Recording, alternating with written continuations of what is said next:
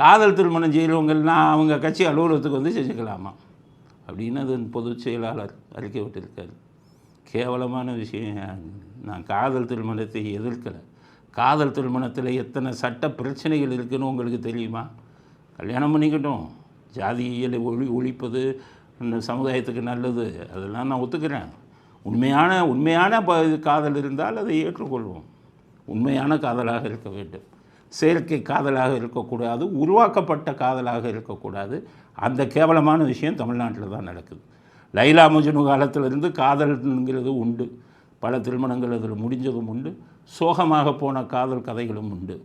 ஆனால் அதையெல்லாம் எப்படி இருக்கணும்னா இயற்கையாக வரும் காதலாக இருக்கணும்.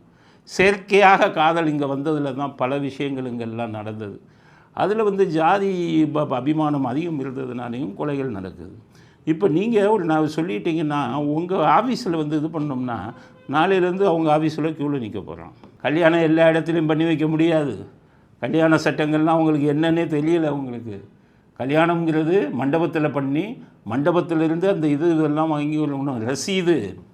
கல்யாணம் கோயிலில் பண்ணால் கோயிலில் இருந்து ரசீது. அப்போ தான் அந்த கல்யாணம் சொல்லும். சும்மா நான் மார்க்சிஸ்ட் கம்யூனிஸ்ட் கட்சியில் பண்ணிட்டேன்னா முடியுமா?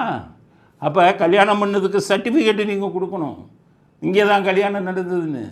பிரச்சனை வந்ததுன்னா போய் உங்கள் பொதுச் செயலாளர் அவ்வளோ பேர் ஜெயிலில் இருக்கணும். கல்யாணம் பண்ணுறதுங்கிறது உங்களுக்கு இந்த சீர்திருத்த திருமண சட்டமெல்லாம் உங்களுக்கெல்லாம் எங்கேயா தெரியும்? இப்போ சட்டமும் தெரியாது, ஒரு அளவும் தெரியாது. அரசியலை வச்சுக்கிட்டு அரசியலாக்கணும்னு நினச்சிக்கிட்டு இருக்கீங்க.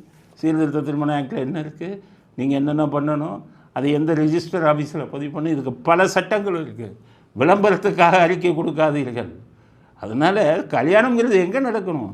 ரிஜிஸ்டர் ஆஃபீஸ்லேயே நடத்துறதுக்கு அதில் ப்ரொவிஷன் இருக்குது.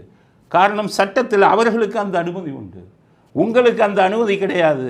நீங்கள் வந்துக்கிட்டு சீர்திருத்த திருமணம் இது பண்ணாலும் அதில் பல சிக்கல்கள் இருக்குது. அதை நான் சொல்ல விரும்பலை. நீங்கள் மாட்டிக்கிட்டு நீங்கள் ஜெயிலுக்கு போகணுன்னா தான் புரியும். இப்போ இருக்கக்கூடிய கோயில்கள்லாம் என்ன அரசியல் இது அரசாங்க ஆர்டர் என்னன்னு தெரியுமா? கம்யூனிஸ்ட்காரனுக்கு தெரியுமா? படிச்சிருக்கீங்களா? அரசாங்க ஆர்டர் போட்டிருக்கான் கோயில்களில். நீங்கள் கோயிலில் திருமணம் செய்து வைக்க வேண்டுமானால் கணவனுடைய ஆணுடைய அப்பா அம்மா, ஆணின் பெற்றோர்கள் பெண்ணின் பெற்றோர்கள் 2 பேரும் அவங்க ஆதார் கார்டை வச்சு அவங்க வந்து கையெழுத்து போடணும். அப்போ தான் கோயிலே கல்யாணம் பண்ணி வைப்பான். எல்லாம் கம்யூனிஸ்ட்காரங்களுக்கு எங்கே தெரிய போகுது?